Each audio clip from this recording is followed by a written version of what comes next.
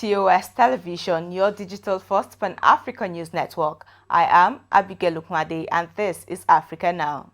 Tanzania's President Samia Suluhu Hassan has been criticized for her sexist remarks about women footballers having flat chests and suggesting they would not be attractive candidates for marriage.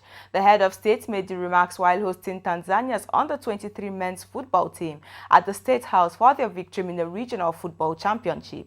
Catherine Rouge, head of the women's wing of the opposition Chadema party and a former member of parliament, says the comment by the president is a humiliation to all women. On corruption trials, the Parliamentary Public Accounts Committee says it is set to investigate former President Joy Banda over the controversial sale of presidential jets during her tenure of office. In May 2012, JB, as she is fondly referred to by her followers, sold off a 14-passenger presidential aircraft to a Virgin Island company for $15 million. Banda says she decided to sell the jet due to the cost of running it without the proceeds going towards with the proceeds, going towards averting hunger and drug crises in public health facilities.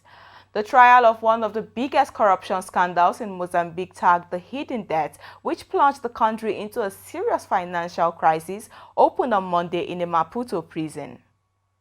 19 people were accused of blackmail, forgery, embezzlement and money laundering for amounts of several million euros are to be heard in two hearings scheduled for over nearly 2 months.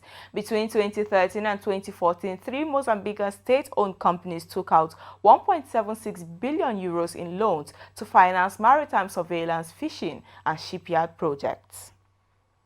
A Belgian lawyer for Paul Rusesabagina, the man whose story inspired the film Hotel Rwanda, that is about Rwanda's 1994 genocide, has been deported for working without a permit.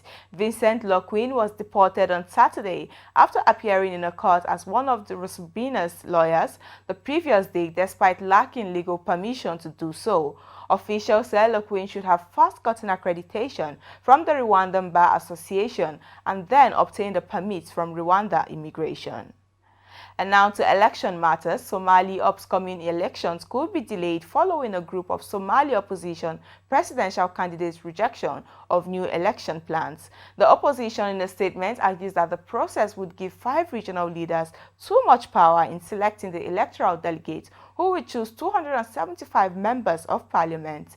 The indirect election of the parliamentarians is scheduled to commence early next month before the crucial presidential poll on October 10th. This is your digital-first Pan-African news network, TOS Television. You are watching Africa Now. We move to business after the break. So stay tuned.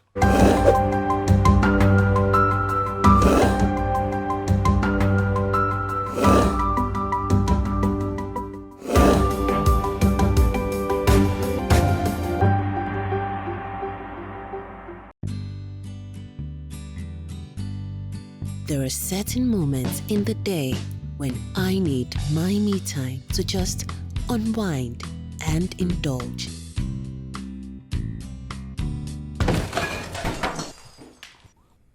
What is this? The Cadbury goodness is in every pack of Cadbury 3-in-1 hot chocolate, making you feel cheerful and pleasant. Now available in 30 grams and 450 grams. Welcome back. In business, Kenya plans to leverage its special economic zones in order to attract foreign investors who will establish manufacturing plants in the country, a government official disclosed on Monday. Kenya is also keen to expand and diversify the industrial base because it will enhance wealth creation and employment opportunities. The Ministry of Industry has set a target of increasing the contribution of the manufacturing sector to the overall economy from the current less than 10% to 15% by the end of 2022. Kenya is pushing for duty-free access on exports to South Korea, targeting coffee, tea, mate, and spices, which attract an 8% duty as the benchmark in growing its share of the Korean market. In 2018, the country exported 12% of its coffee to South Korea. The countries have also agreed to fast-track pending issues on market access of produce, which includes fresh avocados into the South Korean market, with a solution expected before the end of the year. The government is also keen to increase the export of agricultural products to South Korea. And now away from business. Authorities in Zambia's immigration department and other border agencies have strengthened their vetting of travelers to reduce the rise of illegal migration between Zimbabwe and South Africa. Authorities have stepped up surveillance and screening of travelers at Bait Bridge border posts to restore the stability of the busy inland ports of entry. Data from the immigration department indicates that about 80 people are intercepted daily while trying to make an illegal border crossing. Tunisian President Kais Saied has extended the suspension of parliament and parliamentary immunity for lawmakers until further notice. This comes a month after sacking his prime minister and granting himself greater powers that opponents decried as a coup. In a statement issued by the presidency late on Monday, Saied says he would address the Tunisian people in the coming days without providing further details. Now, hours after the United States imposed sanctions on a senior Eritrean military leader for engaging in serious human rights abuse in Tigray, the Eritrean Ministry of Foreign Affairs on Monday issued a statement saying the government rejects both in letter and spirit the utterly baseless allegations and blackmail directed against it. TOS News reported that the U.S. Treasury Department blacklisted Eritrean Chief of Staff Defense Forces for massacres, sexual assaults, and purposely shooting civilians in the streets, among other human rights abuses. The government urges the UN Security Council to shoulder its responsibility to deter and seek redress to repeated acts of flagrant violations of international law and the sovereignty of people and nations by the US. And that is it on Africa Now. For more updates, to visit our website at www.tostvnetwork.com. Follow us and like our social media handles on Facebook, Twitter, and Instagram. And remember to subscribe on YouTube.